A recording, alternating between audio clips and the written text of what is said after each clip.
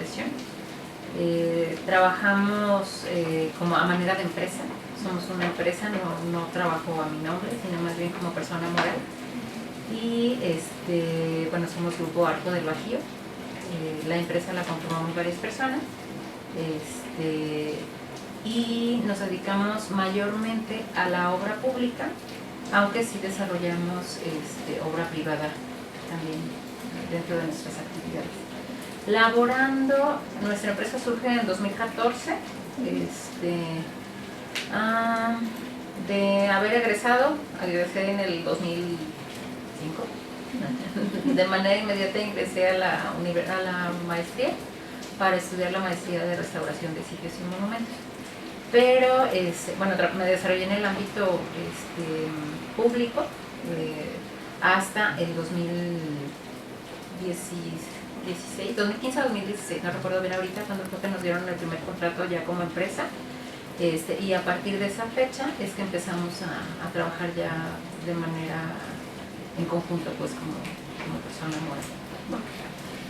Como primera pregunta, usted que es como empresa o trabaja en conjunto con otras personas, ¿cómo es que seleccionan los miembros para su equipo de trabajo? ¿Qué tiene que ver? Justo como comentabas, en la escuela hay muchas cosas que no te enseñan. Entonces, realmente el desarrollarnos como jefes, lo vas aprendiendo en el camino. Es muy difícil porque, a mi parecer, crecer como empresa para poder contratar a alguien y todo esto, entre cursos que hemos ido tomando, porque mi esposo, el arquitecto Fernando, somos quienes, entre él y yo, somos quienes dirigimos la empresa. Entonces, sí ha sido como muy complicado el poder seleccionar a los miembros del equipo, porque pues es como que el ensayo y error es el que te va marcando qué pedir en la siguiente entrevista, qué actitudes considerar para el personal y para cada uno de los puestos. Sí, mayormente ha sido el ensayo y error, porque una de las cosas que sí deben de tener las personas que se incorporan a nuestro equipo es que tengan muchas ganas de crecer, muchas ganas de hacer las cosas y de aprender. Okay. En las cualidades que usted requiere o que usted como desempeña en esas personas, ¿cuáles serían las principales? Ajá. Justamente el querer crecer, el querer aprender, las ganas de desarrollar varias actividades, porque la arquitectura es un mundo, el ámbito de trabajo es muy grande. Desconozco otras carreras, pero en el caso de la arquitectura nos podemos dedicar a muchos rubros. Entonces sí es importante, como nosotros nos dedicamos a varias cosas dentro de la obra pública o del servicio público, en el sentido de que podemos hacer proyectos, podemos hacer obra, podemos hacer supervisión de obra, entonces sí son como varios rubros en los cuales podemos desarrollarnos. Entonces sí es importante que el equipo que quiera formar parte de nosotros sí tengan ganas de conocer y de aprender. ¿Cómo fomenta usted la colaboración y comunicación efectiva entre los miembros de su equipo o de su trabajo? Hemos tratado de que sea una convivencia, tanto que se genere un ambiente de trabajo agradable, para que los chicos, en este caso los arquitectos que trabajan con nosotros, también el equipo de campo, se sientan en confianza con nosotros. Entonces, en la medida de lo posible, tratar de convivir con ellos de manera social, no solo laboral, también en el día a día, platicar con ellos para saber qué les sucede, cómo están en su vida, cuáles son sus metas, como para también, algo que tenemos muy claro aquí es que es ganar. Entonces, tanto que crezcan ellos, aprendan, que se les retribuye económicamente, y a su vez así también nosotros como jefes y como líderes de la empresa también ganamos.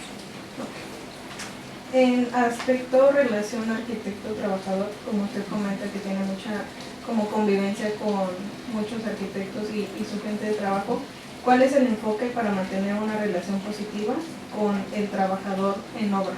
Ajá. Yo creo, bueno, en mi experiencia personal, platicar mucho con ellos. Por ejemplo, a lo mejor puede ser algo muy básico, que vamos, no sé, como luego traemos obra fuera de la ciudad, el entablar la relación de saber, oye, ¿cómo estás? O ¿qué has hecho? O saber cómo están. O sea, dentro del diálogo que tenemos, el poder saber cómo están, si tienen algún problema, si tienen alguna situación económica, incluso luego a veces nos piden préstamos, y también pues tratamos de sí apoyarlos en la mayor medida posible, para que justo sepamos por qué están mal o porque justo el que tengan problemas ya sea de salud ellos o su familia, o que emocionalmente no estén bien, eso merma el trabajo.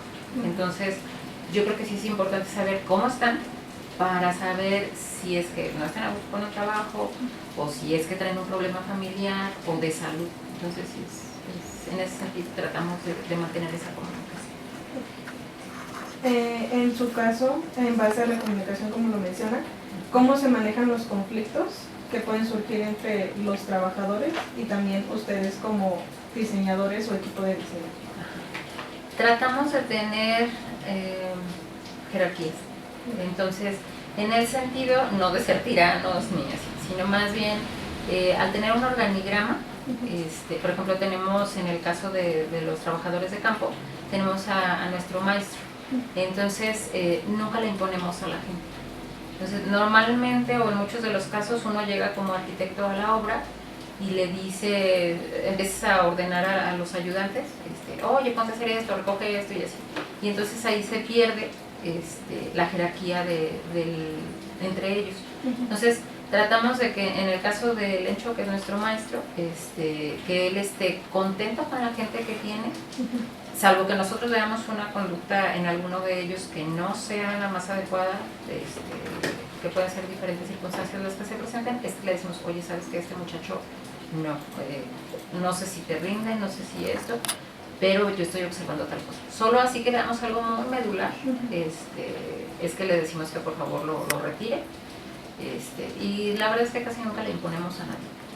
Entonces, al igual como se trabaja en campo, también se trabaja con los mandos medios, con los arquitectos, se les respeta lo que ellos tienen que hacer, y a su vez, obviamente, cuando algo sale mal, como no vamos a andar regañando a todo el mundo, pues entonces en el caso de obra, Lencho es quien nos tiene que responder, oye, porque estamos atrasados, porque se está gastando tal material o porque tal. Entonces él tiene que responder justo respetando esa jerarquía que tiene y ese, pues, como responsabilidad que se le marca a cada quien. ¿Cómo asegura usted que los trabajadores comprenden y siguen las normas que usted establece en cuestión de seguridad? Ay, con mucho esfuerzo, con mucha repetición. Tenemos, por ejemplo, trabajamos con la Universidad de Guanajuato y ellos son muy estrictos en el sentido de la cuestión de seguridad. Entonces, tanto cada vez que trabajamos con ellos nos piden que tengamos actualizados el curso de seguridad en alturas. Entonces, eso nos sirve o nos lleva a que cada año sí tenemos que estarlo actualizando, bueno, sí, lo más pronto que podamos, pues. Entonces, si es el estar recordando, sí ha funcionado, es difícil, pero sí ha funcionado en el sentido de que ellos digan, no traje mis guantes, o necesito guantes, o necesito mis gobles. Sí nos han pasado circunstancias que también nos han llevado a que ellos se hagan conciencia. Gracias a Dios, ninguna circunstancia grave. Tuvimos una situación con un chico que no estaba de acuerdo en utilizar los gogles, pero en algún momento dado en uno de los trabajos sí le cayó una rebaba en el ojo y se le inflamó el ojo y todo. Entonces, lamentablemente, pero también de manera positiva, es que en base a esa circunstancia se van convenciendo. Y cuando ya conocen a alguien que le pasó, o sea, a un compañero, pues, es como que les genera la sensación de, ok, vamos a hacerlo. Pero la verdad es que no es fácil. Es a base de repetición, repetición, repetición, repetición. Ahora pasando al tema de relación arquitecto-cliente, ¿cómo se establece usted la comunicación clara y efectiva con los clientes que tiene desde el inicio del proyecto?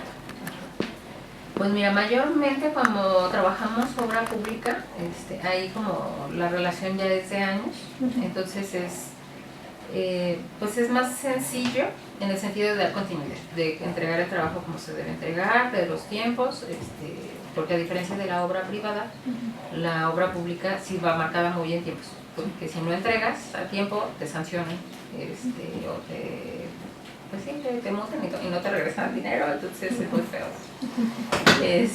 Y en cuestión de los clientes privados, esa relación la lleva más mi esposo. A lo mejor les podría comentar un poquito más, pero de lo que llevamos en general, es sí ser muy claros con ellos. La mayoría de nuestros clientes en cuestión privada son extranjeros, entonces por la peculiaridad que tiene la ciudad. Entonces en ese sentido es fácil, porque están conscientes de que lo que piden pues tiene un costo, y que además si piden algo más se les va a solicitar que pues deben pagar un costo adicional. Sí, también en base a la experiencia personal, hemos tratado de que si va avanzando la obra y piden más, pero no hay pago, entonces en algún momento dado detener, porque sí ya nos pasó en alguna ocasión algo pues grave en el sentido de que terminas pagando la obra de alguien y además se rompe la relación y así. Entonces en ese sentido sí tratamos de ser muy claros, para no hacer de más y que uno no le pierda. Expectativas, por ejemplo, usted que trabaja en obra pública, las expectativas del proyecto. En León, que es donde trabajamos más, por ejemplo, la cuestión de proyectos, es mucho la comunicación. Como son diferentes tipos de proyectos los que realizamos, por poner un ejemplo, cuando hacemos mini deportivas, que son como parques, y que hay el momento de poder platicar con el usuario, que son, pues en este caso, las mesas directivas de los colonos, platicar con ellos. La institución nos pide y nos marca lo que se tiene que hacer, qué es lo que tiene que llevar, porque además también ya llevan un programa, con otras dependencias, llevan un programa establecido de los alcances que va a tener el proyecto. Sin embargo, todos en la medida de lo posible tratamos de platicar con los usuarios finales, porque a veces, aunque ya se tenga un programa estructurado, un programa arquitectónico, siempre es importante platicar con quien va a usar el espacio, para que tenga una función, que lo que nosotros diseñemos y que proyectemos sea útil para quien va a ser el usuario final. También en la actualidad estamos trabajando un centro de seguridad, también en León,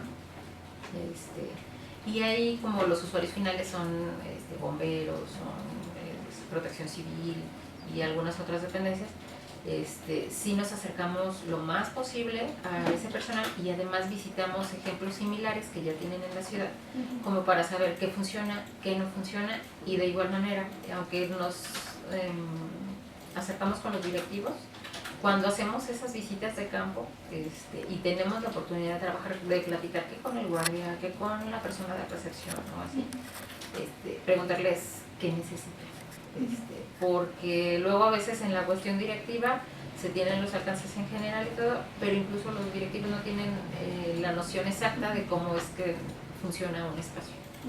Entonces es tratar de acercarnos sí lo más posible a los usuarios finales de los espacios. Ahora, ¿cómo es que usted maneja las situaciones en las que el cliente o en general le piden a la hora de, por ejemplo, hacer cambios en el proyecto y ya estando pues realizando como tal, ¿no? Ajá. La experiencia te va marcando que uno tiene que ser paciente. No sé en qué momento de la carrera se desarrolla el ego, y es como, lo que yo digo es lo que tiene que ser. Obviamente como arquitecto vas desarrollando los proyectos en beneficio de la función y de las necesidades del cliente. Entonces el proyecto que se realiza, pues tú sabes que es lo más adecuado y así. Pero luego ya cuando platicas con el cliente, te hacen cambios. Y la verdad, al principio, cuando uno no tiene tanta experiencia, sí te enojas, te molestas, porque dices, ¿por qué quiere una cosa así si no le va a servir? O si así. O si lo que yo le estoy proponiendo es lo ideal y no lo que quiere. pero al final de cuentas te vas percatando de que necesitas que el usuario del espacio, así sea que a ti te agrade o no te agrade, que él esté feliz. Entonces, sí es difícil, por la cuestión de que dices, pues es que yo ya lo analicé, ya lo pensé, ya lo repensé, ya todo, y quiere que le ponga otra cosa que no le va a funcionar. Pero siempre es importante que el cliente quede satisfecho. Pasando a la obra administrativa que es dentro de, pues sí, dentro de todo el trabajo como empresa, como usted lo dice, ¿cuáles son los desafíos más grandes en la administración de una obra? El uso de los recursos. Yo creo que ha sido de nuestros desafíos grandes, sobre todo cuando inicias. Tienes que, o a lo largo del trayecto nos hemos ido dando cuenta que hay que tener un ahorrado por la forma en cómo trabajamos. A lo mejor si solo trabajáramos obra privada, pues quizás siempre tendríamos el recurso porque le pides el anticipo al cliente. De manera legal, se supone que no puedes empezar una obra si no tienes el anticipo. Pero ya en el día a día te vas dando cuenta que a veces hay que apoyar a la dependencia para poder avanzar, porque además a veces los tiempos van a estar muy cortos, y entonces si tienes el tiempo necesario para poder iniciar antes de que empiece el contrato y así, está mejor. Pero tienes que tener el recurso económico. Entonces poco a poco te vas dando cuenta que tienes que dejar pues una cantidad que puedas emplear en la obra para poder llevarla a cabo. Entonces, son de las cosas que sí, no te enseñan en la escuela, pero que las vas viendo en el día a día, y que siempre, bueno, yo creo que en la vida nunca vas a terminar de aprender. Entonces, yo creo que con el paso de cada uno de los contratos que hemos ido teniendo, cada uno te deja algo, y a veces piensas que ya, como hacemos obra de restauración, también piensas que ya no la sabemos, pero luego estás en alguna, ya sea obra o proyecto, y dices, caray, y no, es que todavía tengo que aprender mucho y tengo que seguirme preparando. ¿Qué estrategia utiliza o implementa para completar un proyecto a tiempo y dentro del presupuesto que se tiene? Los tiempos.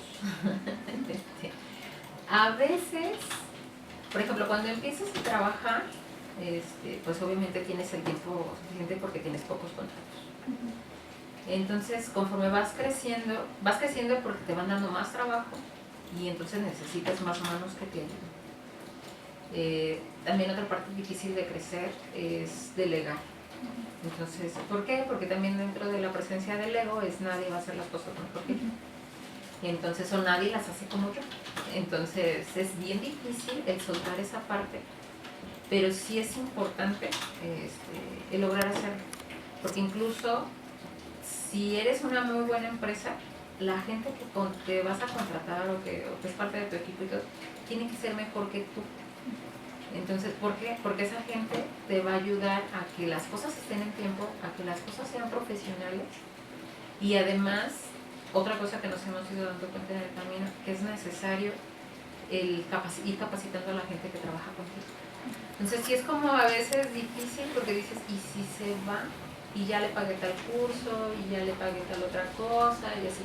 Entonces, sí es un conjunto de cosas en el que es importante saber qué quieren, cuáles son sus sueños, para saber hacia dónde van y cómo los puedes apoyar para que justo estén bien. Que haya una buena comunicación con nosotros, o sea, entre todos, para que las cosas salgan. La formación continua es importante en todos los ámbitos, pues, ya sea en los trabajadores de campo, ya sea en los mandos intermedios, y ya sea en las cabezas, pues, en los líderes.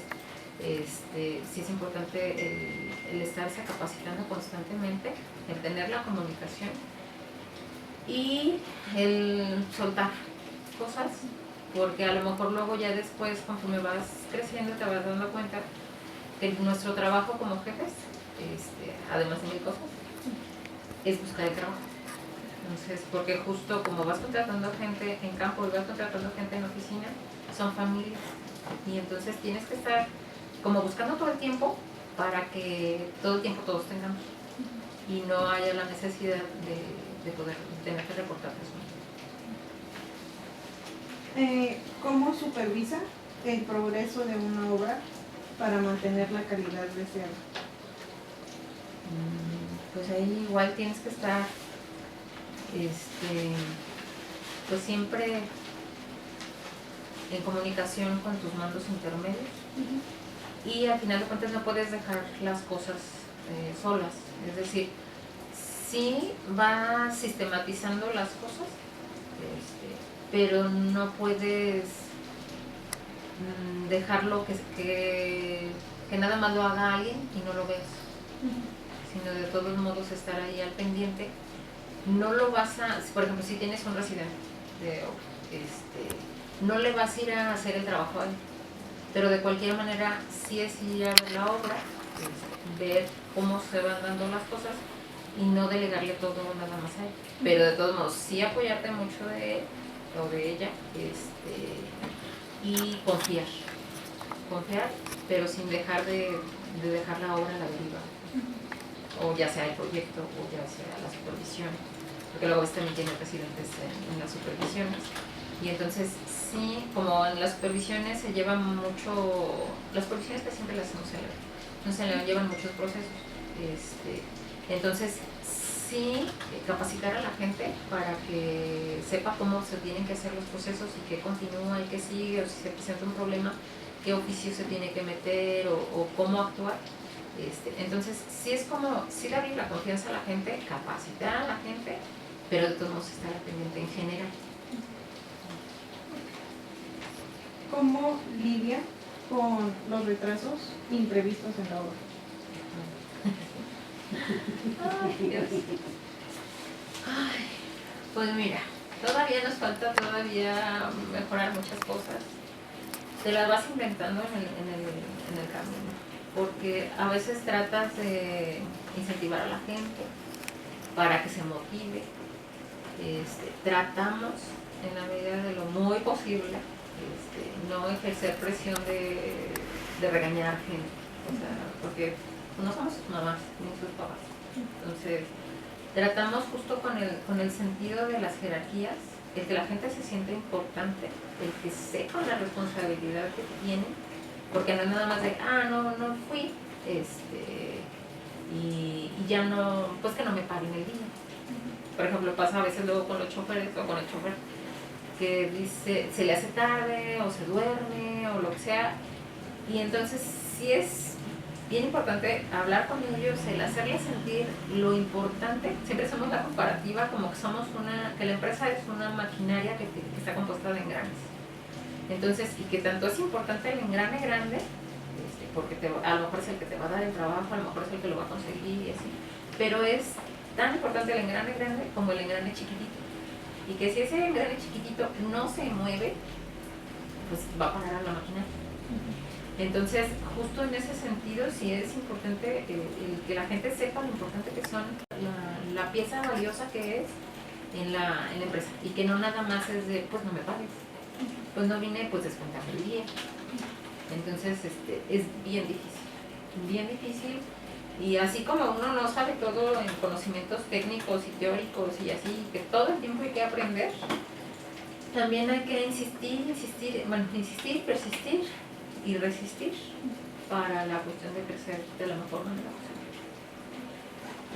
Pasando al punto de administración en general, ¿cuál considera que es el aspecto, por decirlo así, más desafiante en la administración de una oficina o de en general la red que trabaja?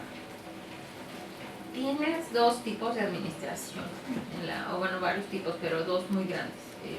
Porque normalmente en la escuela nos enseñan a hacer precios unitarios y a llevar la administración de una obra, pero no solo es esa parte, sino también lleva la administración en el sentido de que te dan el recurso y cómo lo vamos a administrar.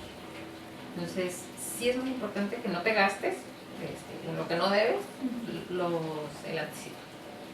Pero también el cómo vas negociando los materiales, por ejemplo, materialistas y todo, para que incluso es necesario que puedas tener crédito.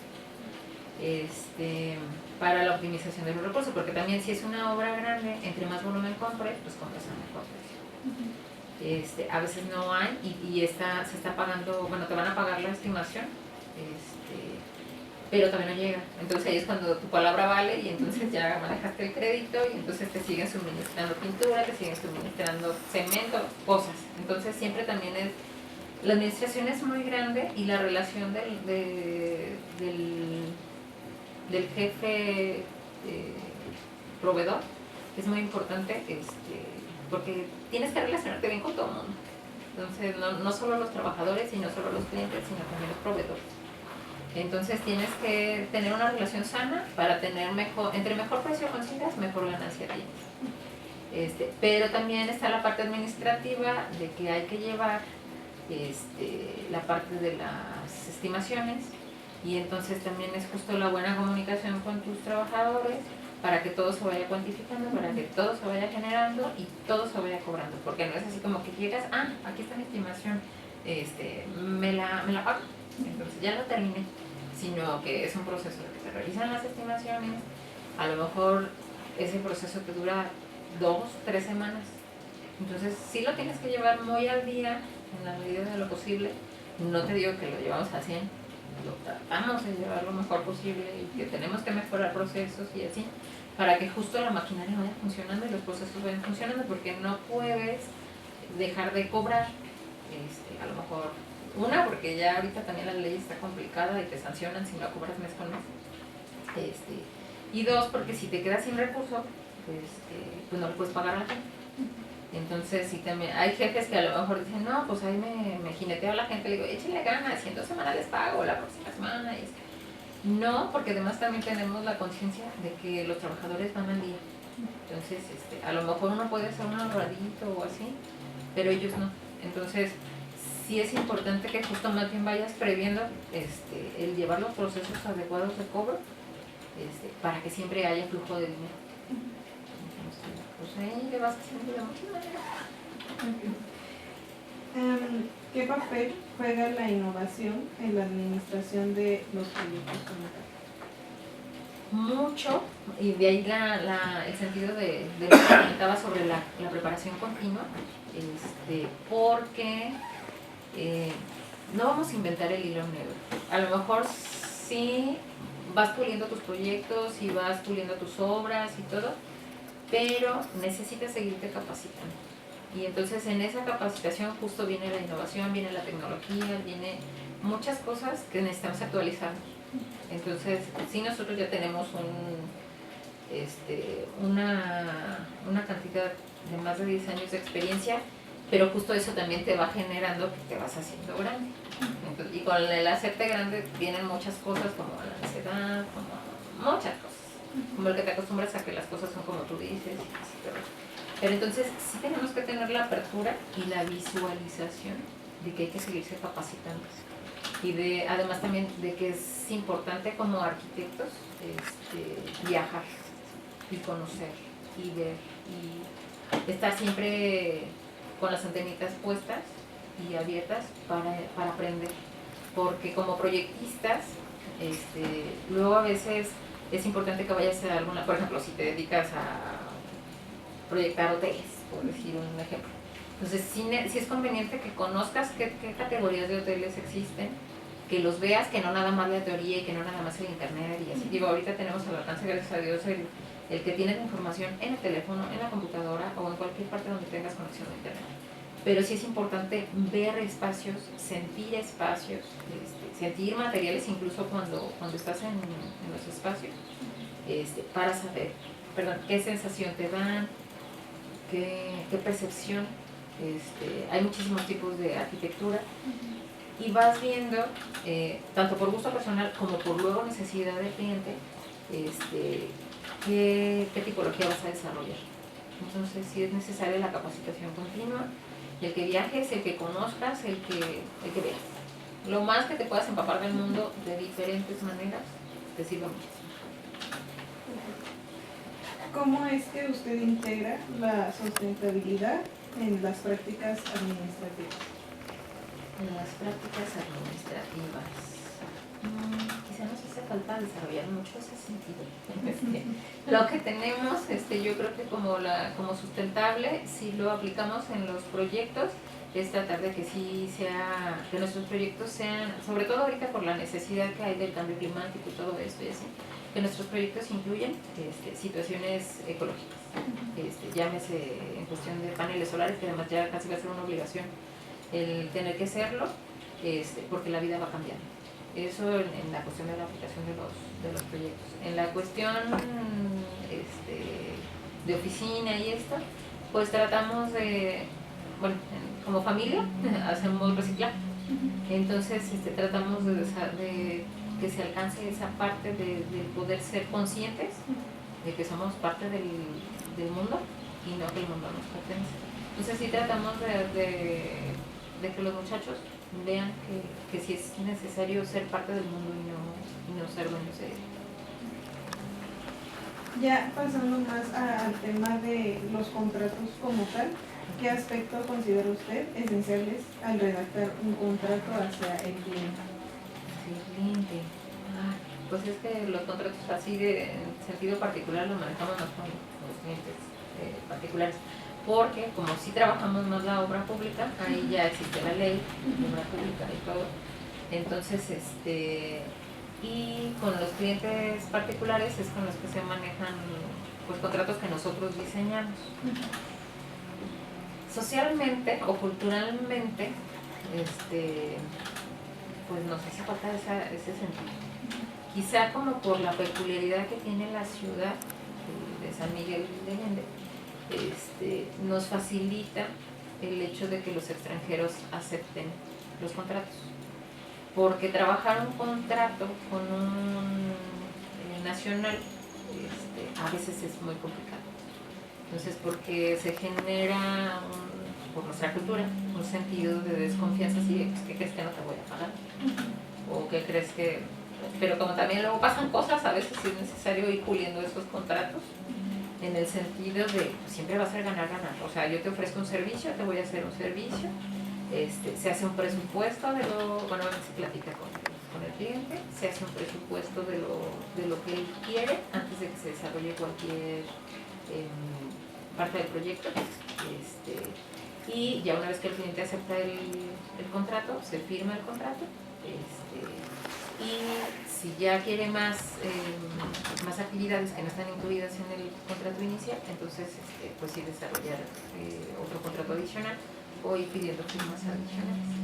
También siendo muy honesta, a veces vas teniendo confianza ya con los clientes y entonces esa parte, no sé, de verdad nuestra cultura es como la confianza. Entonces a veces ya no haces, si ya tienes mucho tiempo trabajando con el cliente y siempre te ha pagado y todo, pues a veces ya le haces el presupuesto y a veces ya no haces el contrato. Pero sí debería de ser en cada momento que se hace algo, hacer el contrato, porque no sabemos cuándo van a surgir los clientes. En ese mismo aspecto, ¿cómo es que usted maneja los contratos con proveedores o subcontratistas? Cuando, por ejemplo, hemos trabajado cuando desarrollamos algún proyecto ejecutivo, nos piden que tengamos especialistas que respalden las especialidades, ¿verdad? La redundancia. Entonces, inicialmente, ellos nos hacen un presupuesto, ya lo checamos y vemos si podemos cubrir esa parte de acuerdo a lo que nos están cobrando. Es decir, si hacemos un proyecto de bomberos y dentro de las especialidades viene que se tiene que hacer la parte estructural, o la parte eléctrica o la parte sanitaria. Así. Entonces, con cada uno de los especialistas, sobre todo cuando no nos conocemos o que nos piden un especialista nuevo, pedimos la cotización. Entonces mandamos nosotros el concepto, el catálogo de lo que ellos nos tienen que ejecutar. Ellos nos retroalimentan con su presupuesto. Vemos si sí podemos pagar de acuerdo a lo que nos van a estar pagando en obra pública, y si sí, tratamos de no regatear precios. Entonces, ¿por qué? Porque también somos profesionistas y cuando el cliente nos dice, y no me lo haces por menos, es que fulanito me lo hace por 30% menos. Es así como, la vida te va llevando a que ya no bajas a veces tus precios, porque luego no sales, o porque vas a quedar mal, o porque luego le terminas pagando la obra. Entonces, con esa experiencia que justo tratamos, pues cobramos lo justo. No nos aprovechamos de nadie, justa que nos bajen el precio o que nos regateen el precio, porque nos hemos preparado, hemos pagado pues sí las maestrías y los cursos y los diplomados y así, y eso cuesta. Entonces, y que eso es lo que te lleva al día a día para poder hacer de manera profesional o lo más profesionalmente tu trabajo. Entonces, también en ese sentido, tratamos de no relatearle a nuestros especialistas. Si de plano no salimos con el precio, porque pues también es así como, pues, no voy a pagar, no voy a hacer un pago adicional porque me hagan un trabajo que luego no me van a pagar acá. Solo en esos momentos es cuando le decimos, ¿sabes qué? No salimos porque andamos muy sacrificados en la cuestión de los precios y todo, solo así. Si no, no regateamos. ¿Qué medidas toma para asegurar el cumplimiento de los términos del contrato, por decirlo así? Justo como vamos siempre por tiempos, salvo que tengamos mucho trabajo, es que nos comen los tiempos muy feo. Entonces, si hay muchos contratos, luego a veces no podemos ir dando el seguimiento constante. Pero en la medida de lo posible vamos manejándonos por tiempos. Entonces, también nos sirve mucho en la cuestión de obra pública que los supervisores, que tenemos siempre un supervisor que nos lleva el tiempo, a veces son supervisores muy buenos que nos traen como relojito, y eso es maravilloso, porque así como ellos nos presionan, nosotros presionamos a quien tienen que presionar, a que tenemos que presionar para que se entreguen las revisiones y para que pues ya se haga entrega a la dependencia, y ya nos marquen si está bien, si está mal, si hace falta corregir, si hace falta considerar alguna otra cosa. Entonces sí tratamos, en la mayor parte de lo posible, tener tiempo para ir con las revisiones constantes y que no nos pasemos. No siempre sea, siendo muy honesta. Pero sí, eso es en el ideal, y tratamos de manejarnos de esa manera. Ya pasando al tema de dinero, en cuanto a presupuestos, ¿cómo es que se calcula y se gestiona el presupuesto por ejemplo, usted que manejar las obras públicas? Porque, bueno, somos conscientes de que no todos los arquitectos o no todas las empresas como tal llevan el mismo, pues sí, como la misma forma. Entonces, ¿cuál sería lo siguiente? Pues mira, gracias a Dios mi esposo sabe precios únicos. Entonces, porque no a todos nos gusta todos los ámbitos de la carrera. Entonces, sí está padre que en arquitectura podemos dedicarnos a muchas cosas. Entonces, y pues siempre alguien que sepa de precios unitarios es importantísimo. En este caso mi esposo es quien los hace, entonces él es quien hace los precios unitarios, él es quien hace presupuestos, él es quien hace toda la parte de presupuestación de la obra y de si hay alguna ampliación en monto, de hacer esa parte. Si no contáramos con él, o sea que a él no le gustara hacer precios unitarios, tendríamos que contratar a alguien para poder hacerlo. También en un futuro, porque bueno, recientemente tuvimos un periodo en el que tuvimos mucho trabajo, y entonces ahí también ya ves la necesidad de que justo nosotros tenemos que dedicarnos a hacer cierta parte del trabajo y que tenemos que ir creciendo y confiar y conocer a alguien o capacitar a alguien, que también ya lo empezamos a hacer, que de nuestros arquitectos empiecen a capacitarse en ese otro rubro. Y si primeramente seguimos creciendo como hasta ahora, pues va a haber la necesidad de especializar y a lo mejor de limitar trabajos o tareas justo de nuestros trabajadores para que vayan haciendo cierta parte. Entonces, y contratar a más personas, pues, para que a lo mejor la parte que ya no pueda hacer uno de nuestros arquitectos, la pueda realizar otro arquitecto o arquitecta nueva. Entonces, la especialización siempre es importante.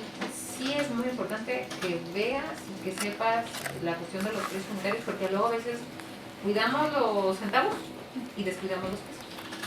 Entonces, en ese sentido, sí es necesario tener a alguien especializado para que realmente pelee lo que nos importa, porque luego a veces, como justo tienes que ir a pelear precios unitarios, a veces pues por estar peleando los conceptos que no te van a redituar o que no te van a pegar tanto, sí tienes que tener la capacidad de ver, de visualizar cuál es la parte que sí tienes que pelear para no perder. ¿Qué estrategias utiliza para manejar los cambios de presupuestos durante el desarrollo del proyecto? Pues mira, en realidad no hay mucho cambio, salvo que haya un incremento de materiales, porque también si nos piden que hagamos más cosas, pues obviamente es más dinero. Tanto por decir, si hay una ampliación de monto, sería pues de actividades pues en la obra pública, obviamente eso cuesta más o eso tiene un sobrecosto. Entonces ahí es cuando nos manejamos con la cuestión de la realización de un presupuesto adicional sobre eso. Y se meten fuera del catálogo y se consideran varias cosas. Entonces ahí pues siempre en obra pública siempre tienes que justificar ese gasto, porque no te pueden pedir que hagas más. A veces es una cosita chiquita y dices, bueno, está bien, quedó bien, no lo cobro, pero son cosas pequeñas, pues que no te van a afectar realmente en tu bolsillo. Y lo haces gratis a veces para que te sigan considerando. Es como, este contratista sí hace temas, entonces síguele dando contrato. Pero son cosas pequeñitas pues que no te van a pegar. Y en el caso de la obra privada, digo, en la experiencia que ya tuvimos, fea, es sí. Ok, ¿quieres más? Entonces sí te va a costar más. Entonces hay que hacer otro presupuesto, hay que hacer... cuando andamos con tiempo se le hace antes al cliente y ya él autoriza si se hace o no. También dependiendo del cliente, porque si sabemos que es un cliente que sí te paga, pero que te paga, que le cuesta mucho trabajo, pues no le haces hasta que te autorice. Si es un cliente con el que ya tenemos trabajando mucho tiempo, ya hay la confianza y ella o él esté consciente de que va a tener un sobrecosto, obviamente lo criticas de manera verbal, y a veces se ejecuta y ya sabes que se le presenta, pero ya medio lo platicas con él, entonces no hay problema con que no te paguen. ¿Cómo asegura usted la transparencia financiera con sus clientes? Con los clientes, a través del diálogo. Cuando hay un contrato o un presupuesto, pues obviamente ellos tienen clarísimo lo que se está cobrando.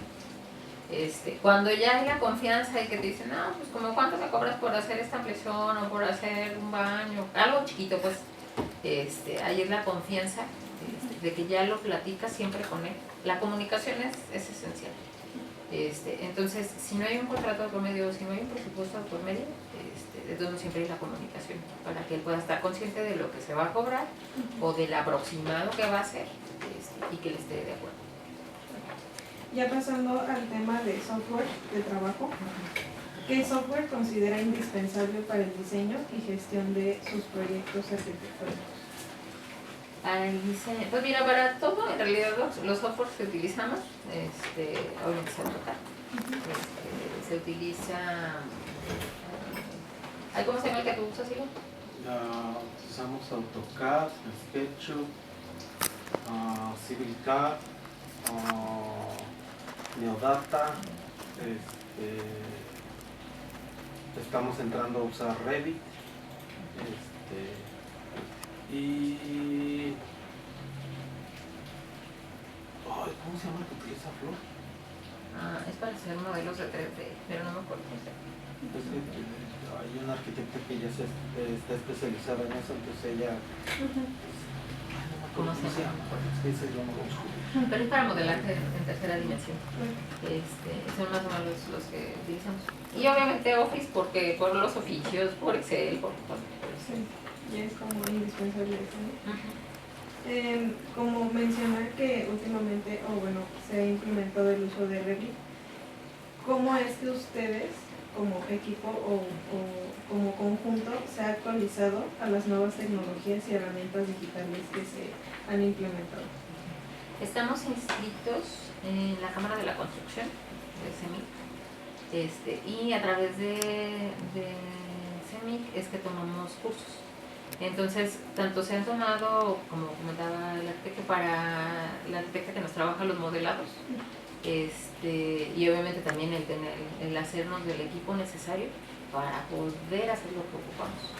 Entonces, pero sí es a través de la constante preparación, a través de diplomados, cursos o lo que nos ofrece la Cámara de la Construcción mayormente. ¿De qué manera el software o los software que utilizan han transformado su forma de trabajar? Mucho, porque nos ha profesionalizado y nos hace ver justo como personas enfocadas en el desarrollo adecuado del trabajo y que se ve de manera más profesional. Entonces, sí nos ha ayudado mucho. Ya pasando al tema de áreas, ya en lo personal, ¿cuál es su área favorita de la arquitectura y por qué? De todo lo que nos dedicamos, es que todo tiene parte padre, porque son diferentes ámbitos. Entonces, por ejemplo, a mí me gusta más cuando desarrollamos la parte de proyectos, porque justo te das cuenta de nuevas tecnologías que hay, llámese en la iluminación, llámese en el uso de instalaciones hidráulicas o toda la cuestión de domótica, y todo eso es como impresionante, porque es muy padre que lo puedas implementar en el sentido de que es algo nuevo, algo novedoso. Nos pasó que estábamos desarrollando un proyecto antes de la pandemia en León, que era para C4, y en ese entonces, como no existía la conexión remota ni nada, entonces algo que implementamos en ese entonces que era wow, era que se pudieran tener justo las juntas entre directivos sin que estuviera la presencia de los directivos. Al día de hoy, bueno, un año después, porque lo desarrollamos en 2018 ese proyecto, entonces pasa la pandemia y entonces justo se genera la necesidad de que tengamos clases a distancia, de que todo sea en casa de cada quien y así. Entonces, cuando ya se termina, pasa que se termina el proyecto y en el Inter fue lo de la pandemia y todo, entonces a lo mejor ahí ya no fue como tan novedoso, muy funcional el espacio, pero justo el desarrollar proyectos te da la posibilidad de tener tecnologías que estén muy actualizadas en el momento y te hace estar en el presente. Entonces, a veces cuando hemos desarrollado proyectos, pues no nos toca construirlos porque por ley no se puede, sí nos ha tocado que hemos hecho proyectos y que luego los priorizamos a quienes los ejecutan. Pero aunque no lo ejecutas tú, de todos modos sí es así como, pues que se siente muy bonito, que dices, ay, es mi creación o nuestra creación y así. A veces le hacemos modificaciones en el camino por muchas situaciones. Cuando nos toca ser contratistas y que justo te toca, a veces pasa, que no debería, pasa menos constantemente, pero sigue ocurriendo, que luego a veces haces el proyecto y te contratan la obra y no te pagan el proyecto. Eso en el sentido de la obra pública. Porque pues en obra privada pues sí ya normalmente cobras el proyecto y haces la obra. Entonces, pero de cualquier manera cuando tienes esa posibilidad de que generaste el proyecto y lo ves, lo materializas, es como muy bonito. Entonces, porque justo esa parte de creatividad, esa parte de idealizar algo o de que lo imaginas en tu mente, lo plasmas en el papel y que ya luego lo ves material, es maravilloso. ¿Qué tendencias actuales en la arquitectura le interesan más? Pues para la realización de nuestros proyectos u obras en general, yo creo que el poder implementar cada vez más biotecnologías, o que nos hagan ser parte de verdad del planeta, porque tenemos muchas comodidades actualmente y eso es maravilloso. Pero sí tenemos que ser conscientes que estamos destruyendo el planeta y que eso a su vez un día el planeta de verdad se va a enojar y dice, ay, yo que a mí me los humanos y no me hacen bien, me están destruyendo, pues entonces los elimino, entonces tienen dos pocas. Entonces es importante el hacer conciencia que somos parte de un todo y que no porque somos la parte de la raza animal que tiene inteligencia y que por eso puede hacer muchas cosas, no por eso tenemos el derecho de destruir. Entonces, en ese sentido sí me gustaría el hacer conciencia, igual a lo mejor con implementación de cursos o así para el personal y todo en los diferentes ámbitos, sí el ser más humanos cada vez más, porque cada vez nos deshumanizamos más con el uso de la tecnología, que nos beneficia, pero que nos perjudica porque justo nos deshumaniza.